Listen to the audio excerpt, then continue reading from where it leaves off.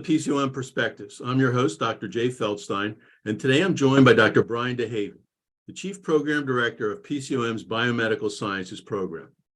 Dr. DeHaven grew up in New Jersey and studied biology at the University of Michigan when he wasn't rehearsing for the drumline. He returned to the East Coast for his PhD in microbiology from the University of Pennsylvania, followed by a postdoc at Jefferson. He then became a full-time teaching professor, first at Haverford College, and then at LaSalle University, where he received tenure in 2021. He became the director of the postbac and pre-med programs there in 2022 before joining PCOM as chief program director of the Biomedical Sciences in March of this year. Today, Dr. DeHaven and I will discuss biomedical sciences at PCOM and more broadly, as well as some of his early ideas for the future of the program at our 3 locations. Welcome, Brian. Thank you. Good morning. Good morning.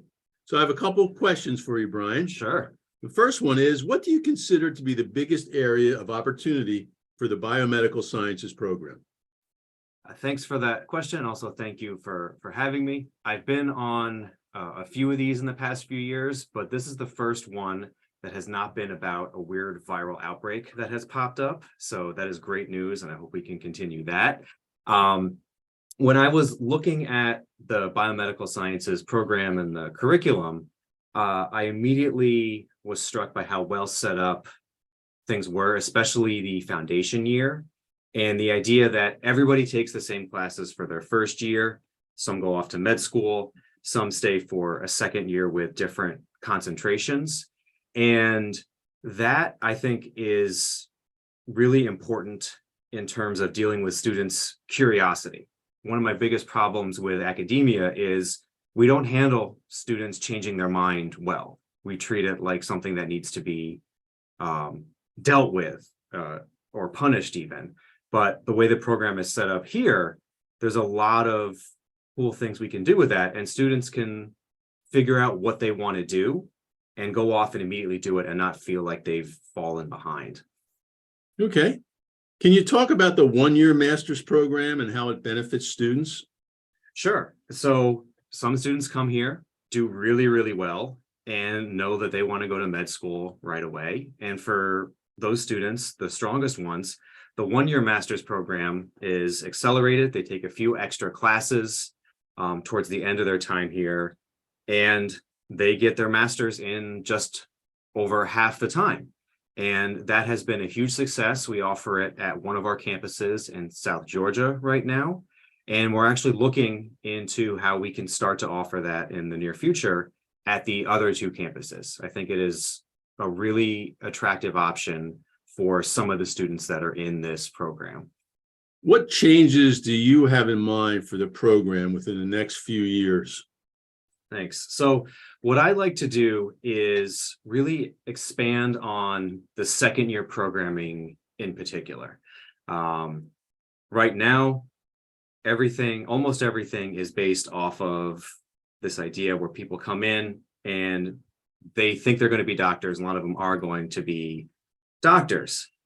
But what I think is that the light bulb goes on for different students at different times, and we can't control that, but we can be there with a helping hand. And so some students come here and realize that they do not want to go to med school. It's not in their future while they're here. And so I'd like to start offering some second year programs that are further afield, maybe business and entrepreneurship, maybe some more research ideas, other ways to succeed that don't necessarily end with going to med school. And as I mentioned before with the first one, the way the curriculum is already set up, especially with the foundation year, that's not hard to do. And I think it's going to work really well. What do you think sets PCOM's biomedical sciences program apart from our competitors? I think one thing that I found is people are here not just for biomedical sciences, they're here because it is part of PCOM. They want to go to med school, but they want to go to our med school, and they're really passionate about the idea of osteopathy. And so to me, it looks like we're the premier option for those students. we do a great job of preparing them. And, many students every year at all of our campuses go right from the biomedical sciences program to our med school. And so it is a really wonderful test run for some students. They get a chance to take not the full medical school load, but some really important classes, learn how to succeed in those classes, and then they go off and they do really well in medical school. I've heard and been told from multiple students already, just in the short time I've been here, how important and how powerful, especially the anatomy lab is, right? A lot of our similar programs do not have a full course in gross anatomy with a cadaver. As the cliche is said, but it's true, that is their first patient, right? And so to get that experience, it's very powerful, it's very motivating. And what I've also heard is the students that go through the biomedical sciences program and then go on to our DO school are very sought out as anatomy lab study partners because they've seen it all and they crush that course. So it really is a win-win for these students, and then also for the DO students that didn't go through the program. They get to access that knowledge from our students. Great. I'm sure you've got a few questions for me. Sure. And so as we've mentioned, I'm new here. I think I've been here about 2 months. And so thank you. I'm having a lot of fun so far. I'm really enjoying this. And so what I learned, I guess, when I interviewed was I'm the first person to hold this title. And so why did you and the other leaders think it was important to create this position and to look at biomedical sciences from a fresh perspective? Well, one of the things we looked at from a fresh perspective was the osteopathic medical school curriculum across 3 locations. We wanted to focus on a singular curriculum across all 3 programs, kind of standardizing the curriculum. Even though we know students have to take the same boards, they've got to do the same rotations, we were trying to build a brand and consistency. So regardless of what campus or location you went to for your DO degree, you got the same education. And we're trying to do that now with the biomedical sciences program. Even though the curriculum is the same, the way it's taught and the methodologies and the quizzes and the testing were very variable. So we wanted someone to come in with a brand new set of eyes like you to bring consistency to the program from a curriculum standpoint, but also to look at the program in different ways, just as you described in your previous answers. What can we do with the first year master's program? What other choices can we give for students? There's more to life, even though when you want to go to medical school and you're in the biomedical sciences program, you don't think there is, but there's a lot more going on in healthcare that's really exciting, as you described. Venture capital, research, and industry. Pharmaceutical industry, in terms of genetics, immunotherapy, is hiring like crazy. And you don't necessarily have to be a pharmacist or PharmD or a PhD in pharmacology to be in industry. You can have a great career in the pharmaceutical world or medical devices with a master's in biomedical science if it's the right master's in biomedical sciences. So that's why we brought you here. The other one to add is, with fresh eyes, you need to understand the history of biomedical science at the institution. It basically was started for people that didn't have the requirements for medical school or underperformed in their science classes as an undergraduate due to various maturity levels or other reasons. And it was entitled for people that could work and go to school at the same time. So classes in the biomedical sciences world are evening classes. Well, does that even hold in today's world? Should we be virtual instead of in person? Should certain lectures be virtual? Labs could be in person. And can we open up our programs to a national audience as opposed to regional around local campuses? So whether you knew it or not, you got a really big job. Thank you. Yeah. And You reminded me of some things from my previous job when I was actually the pre-professional advisor at LaSalle. A lot of that job is telling people, maybe you're not going to go to med school. And then my charge was, how do you make that a positive conversation and not just closing a door for someone? And so this idea of, yes, we're in Philadelphia. The nickname, and I apologize for this, is Silicon Valley. There are gene therapy and cell therapy firms popping up all over the place. You can go get great jobs.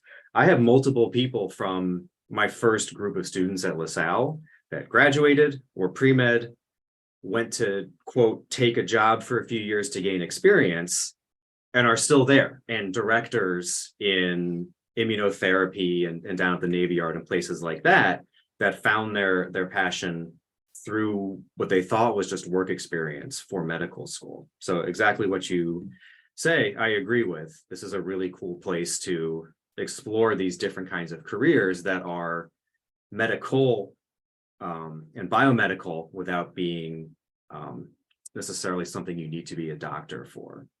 And so on that note, I want to ask you about what's been going on the last few years. The entire medical field, all of society really, has been forever changed by the COVID-19 pandemic in ways that are, worse, but sometimes better. And I wanted to ask you, as the president of this school, how has medical education changed because of the pandemic? And this can be challenges, but also things that you might have found that were improvements. I know in my role as a teaching professor, Zoom office hours were a revelation. And I kept those even when we came back in person, because people would sign up for their slot. They could call in from their car or their dorm or wherever. And attendance was multiples of the numbers of people that would actually show up and talk about their homework, talk about their grades, talk about their lives. And I don't ever see getting rid of that, for one example. I agree with you, and that's probably the best example. I think obviously COVID forced us to be in a virtual world. And for some courses and for some students, it's an amazing benefit. Everybody's a different learner, and everybody manages their time in different ways. So whether we want to admit it or not, even when we're in an in-person world like we were prior to COVID, some students came to class and some students didn't come to class. So they were virtual in their own way, with note service and whatever. They just felt that they could learn better at home on their own, with the exception of, face-to-face in-person labs, OMM, et cetera. So I think it's really kind of gleaning out what's best. When we say hybrid, from my perspective, it's what works best. And what works best for you or what works best for me may not work best for everybody, but we've got the options now. So if it's in-person office hours, great. If now, as a professor, you can offer greater availability through virtual office hours, obviously that's something we should keep. If we can do lectures virtual that grounds the entire class and then have small group active learning discussions, which builds team-based learning and problem solving, critical thinking, which as we move forward in this new world of ours is going to become even more important. What's real, what's not real, what's accurate information, what's inaccurate information. I think that's how we have to look at it. So, it may increase attendance in some ways, it may decrease attendance, and I'm talking face-to-face. But if you have virtual attendance, it's better than not having attendance at all. And it gives people choices, which I think, everybody, both faculty and students, really appreciate. Yeah, I was just a judge at symposium at the Wistar Institute, and it was a mock Shark Tank competition. And this idea of hybrid, I think, was on excellent display there. So it was 2 groups from Wistar, 2 groups from Cheney University, 2 groups from LaSalle. And once a week, all of them would be in the same virtual classroom to get some instruction. And then in a different session, there was in-person groups on each different campus. So everybody had the uniform experience. They had the content experts, from industry and the labs, but then they also got to meet with their groups and talk in person with another instructor, at a different time to sort of make sense and process and see how that would fit in with their own work and their own presentations. And that seemed like a great model. And yeah, I hope we can bring at least some things like that to PCOM before too long. And I have one, I guess, final question. As an outsider, I have a PhD, so I'm not that type of doctor, MD or DO, but I know enough that it's a really competitive environment. And I just had a question, where do you see PCOM and osteopathic medicine in general fitting in the next few decades, right? As Gen Zs and Alphas grow up, some become doctors, they're all going to need doctors. And these are generations that really value holistic care. How do you see osteopathy fitting in the future? That's a great question. It's a question that's taken at the highest levels of the field, the AOA, the American Osteopathic Association, the Association of Colleges of Osteopathic Medicine. Number one, holistic care has been co-opted. That was one of the earliest foundations of osteopathic medicine, but everywhere you turn, the holistic philosophy has now been co-opted. So we can no longer claim that as our own, even though it's one of our foundations. That's everywhere. So we've got osteopathic manipulation is still a cornerstone for us from a holistic philosophy that will continue to own and grow. We also need, I think, from a curriculum standpoint, need to focus on other areas of holistic care that haven't made their way into a traditional medical school curriculum yet, especially in terms of exercise physiology, nutrition, and behavioral health, in terms of behavior change. We need to figure out a way how to integrate that into a curriculum. That's difficult to do because whenever you put something new into a curriculum, something else has to come out. And if it's not tested for on the boards, the students aren't going to spend any time on it because it is a competitive environment. So the biomedical sciences, with your help, and we're kind of counting on as you build out more opportunities for research for biomedical sciences, it also builds out research opportunities for DO students because research is very important for the highly competitive residencies, especially in the surgical fields. So, we're looking to grow that to stay competitive. And we know that there's a tremendous amount of primary care emphasis in this country. So we need to own primary care, but we also need to reinvent it in the areas that I just described to you. So that's how I see us fitting in. I see us owning the primary care space over the next decade. And you need to understand that more and more patient care is outpatient. It's not inpatient based. And it's going to be at outpatient medical centers. It's going to be virtual, and it's going to be in the home. So the training has, always lags behind the realities of the real world. So, I think we can be leaders in that field, and I think we have to. And I think that's where we're going to fit in and own. As of now, we're 25% of every graduating medical school class.